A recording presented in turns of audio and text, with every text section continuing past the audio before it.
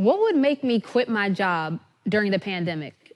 The short answer, injustice in America. But since I have a little time, let me give you the long version. In May 2020, protests broke out across the United States. George Floyd, a Minnesota man, was killed by a couple of police officers on camera, and hundreds of thousands of Americans had had enough. Like so many others, I watched the protests on the news. I watched as the crowd moved from downtown Atlanta to Buckhead, where I live. The protesters were right outside of my house, so in true millennial fashion, I took out my phone so I could record it and post it to Twitter. After logging the events, I called my parents, and as I was talking to my snook, which is what I call my mom, I began to get a little worried. The energy of the crowd was growing, and Snook told me, "Don't worry, baby.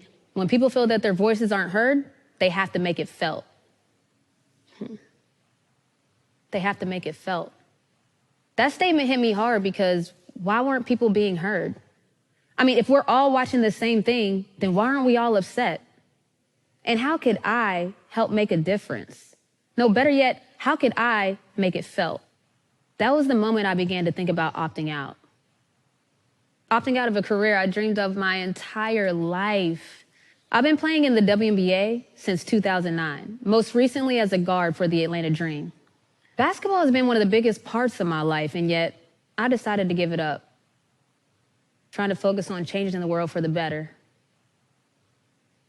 I wanted to make it felt. Some people thought I was crazy, but honestly, most people got it. And even though I was filled with fear, I took that leap of faith and did it anyway. I opted out, not knowing how I was going to pay my bills. I opted out, not knowing if I would ever be a professional WNBA player again. I opted out of my comfort zone, and in doing so, I truly opted in. I gained a completely different perspective and the confidence that comes with turning moments into momentum. The next day, I threw a Juneteenth event, and Juneteenth is a day to commemorate the official end of slavery. At the event, people were telling me they heard my story. They were coming up to me like, "Yo, you opted out, that's so dope." But then they began to vent to me, tell me about uncles pulled over for no reason, cousins killed by the police. They wanted me to know their stories so I could represent their voices. And in that moment, I felt so connected with helping them. They felt that I was the person that could make their stories felt. And honestly, I was committed to doing whatever I needed to make that happen. I don't know how to cure racism, fix police brutality, or any of the other problems plaguing America. No one person can do that. But we all can do what we can to make it felt. Making it felt for me is an action. It's not just protesting and raising your voice, but also doing something to show your intention. I opted out, and now you feel me. Honestly, that was a big move for me, but now that I've done it, it feels like it was almost inevitable. And while making it felt can have a negative connotation of violence and trouble, I wanted to show that it could also have a really positive form.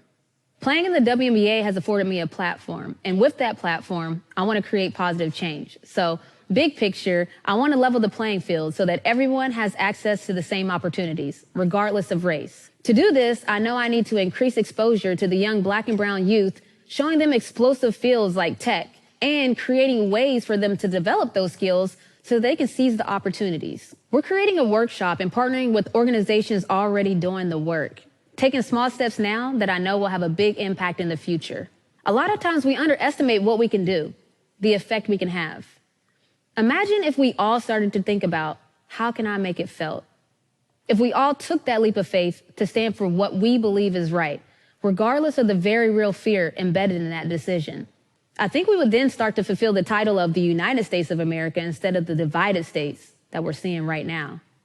I know from basketball that all it takes is a single moment, a second, to change everything. So let's choose to turn our moments into momentum. I'm making it felt. Are you? Thank you.